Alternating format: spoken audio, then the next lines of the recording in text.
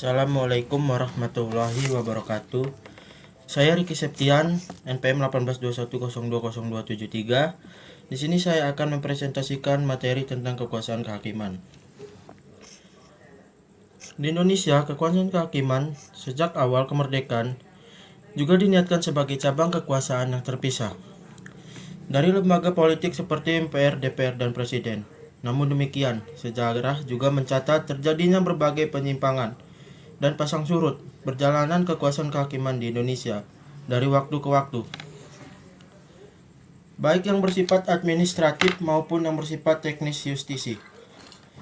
Sejarah lahirnya kekuasaan kehakiman yang merdeka pernah dikesampingkan dengan lahirnya Undang-Undang Nomor 19 Tahun 1964 tentang pokok-pokok kekuasaan kehakiman, di mana dalam pasal 19 undang-undang tersebut ditentukan bahwa demi kepentingan revolusi, kehormatan negara, dan bangsa atau kepentingan masyarakat yang sangat mendesak, Presiden dapat turut campur dalam soal-soal pengadilan. Adanya penyelewengan ini dan intervensi kekuasaan lain pada institusi kekuasaan kehakiman yang telah terjadi, baik disadari maupun tidak, telah mengakibatkan pelumpuhan secara sistemik atas kekuasaan kehakiman di Indonesia.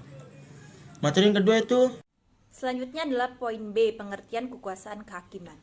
Kekuasaan kehakiman adalah kekuasaan negara yang merdeka, menyelenggarakan peradilan guna menegakkan hukum dan keadilan berdasarkan Pancasila dan Undang-Undang Dasar 1945. Demi terselenggaranya negara hukum Republik Indonesia.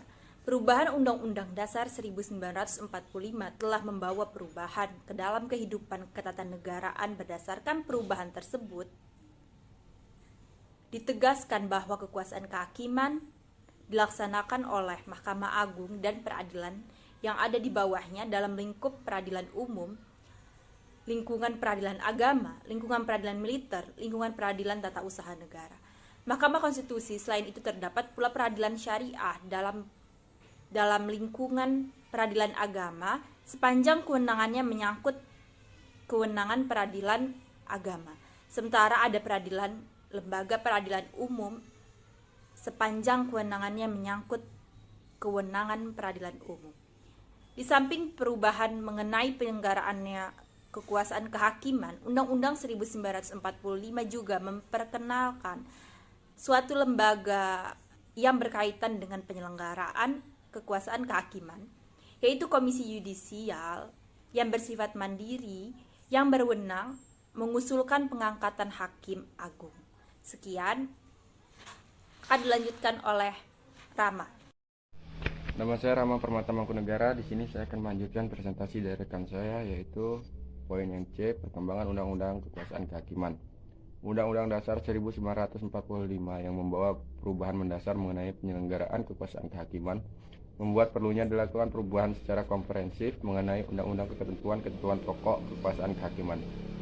Undang-Undang Nomor 4 Tahun 2004 tentang Kekuasaan Kehakiman mengatur mengenai badan-badan peradilan penyelenggaraan kekuasaan kehakiman, asas-asas penyelenggaraan kekuasaan kehakiman, jaminan kedudukan dan perlakuan yang sama bagi setiap orang dalam hukum dan dalam mencari keadilan.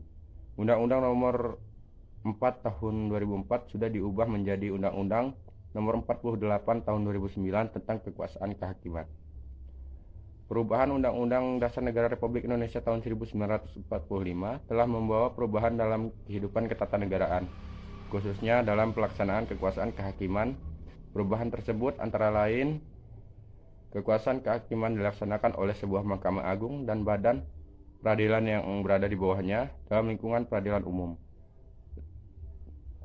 lingkungan peradilan agama, lingkungan peradilan militer, lingkungan peradilan tata usaha negara, dan oleh sebuah Mahkamah Konstitusi.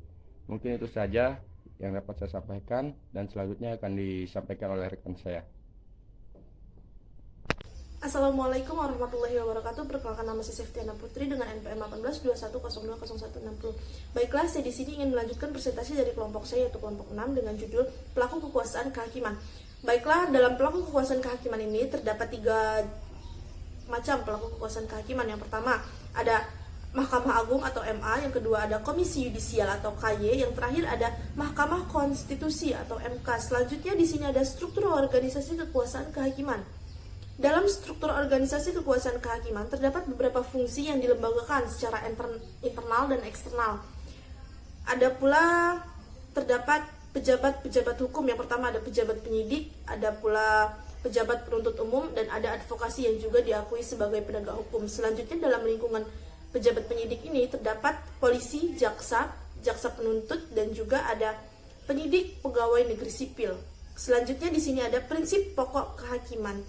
Di dalam prinsip pokok kehakiman ini terdapat dua prinsip yang dipandang sangat pokok dalam sistem peradilan. Yang pertama di sini ada prinsip independensi atau peradilan, yang kedua ada prinsip imperialitas peradilan.